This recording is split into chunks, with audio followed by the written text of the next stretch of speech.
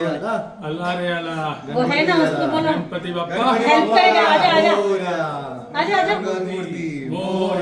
गेले का live? ये सगळ्यांचं स्वागत आहे इंस्टाग्राम, फेसबुक आणि आपले आलेले सगळे मीडियाचे प्रतिनिधी नेहमीप्रमाणे आपल्या गणपती बाप्पाच्या स्वागतासाठी तुम्ही आलात. तुमचं स्वागत आहे. आता आपण सगळे मिळून बाप्पाचं स्वागत करूया.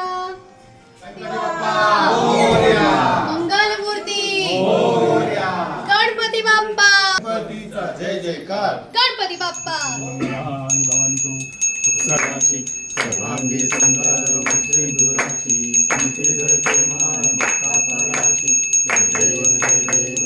यंदा आम्ही हातीच्या सोंडेतून गणपती बाप्पाचं रूप प्रकट होत आहे अशी मूर्ती बनवण्याचा प्रयत्न केला आहे.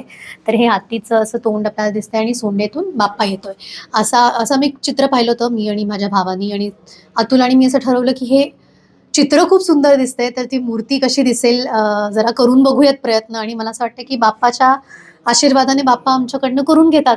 ही अशी मूर्ती आहे, इको फ्रेंडली आहे, वॉटर सोल्युबल कलर्स आहेत आणि हत्ती आहे म्हणून आम्ही असा विचार केला की निसर्ग किंवा जंगल स्वरूप डेकोरेशन करावं.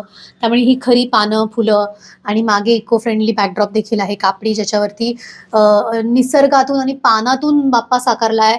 आणि ती जी कॅलिग्राफी आहे त्याच्यावरती आरतीच देखील म्हटलेली आहे, गणपतये नमः. आणि इंडियन कॅन्सर सोसायटीच्या महिलांनी शिवणकाम करून ती बनवली आहे. त्यामुळे कुठेतरी एका सामाजिक उपक्रमाला आणि त्यात नैसर्गिक आणि पर्यावरणपूरक अशा सगळ्या गोष्टींचा विचार करून ही मूर्ती आणि हे डेकोरेशन. यंदा बाप्पाकडे काय साकडं घालतात विघ्न म्हटलं जातं बाप्पाला. भरपूर छोटे मोठे अनेक विघ्न आपल्या सगळ्यांच्या आयुष्यात आहे, पण आपण अगदी छोट्या विघ्नांपासून सुरुवात केली तर खड्डे तरी बुजू देत रस्त्यावरचे. आणि आपल्या सगळ्यांना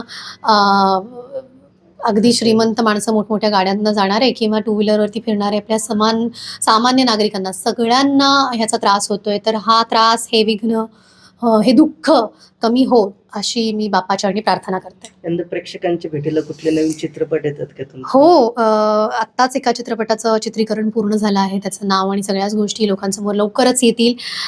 2 अडकलेले सिनेमे आहेत. बाप्पाच्या चरणी प्रार्थना आहे की ते जे अडकलेले सिनेमे ते बाहेर पडो आणि लोकांच्या भेटीस येऊ. मोगलमर्दिनी, छत्रपती ताराराणी अजूनही प्रदर्शित व्हायचं आहे, त्यात रावसाहेब आहे.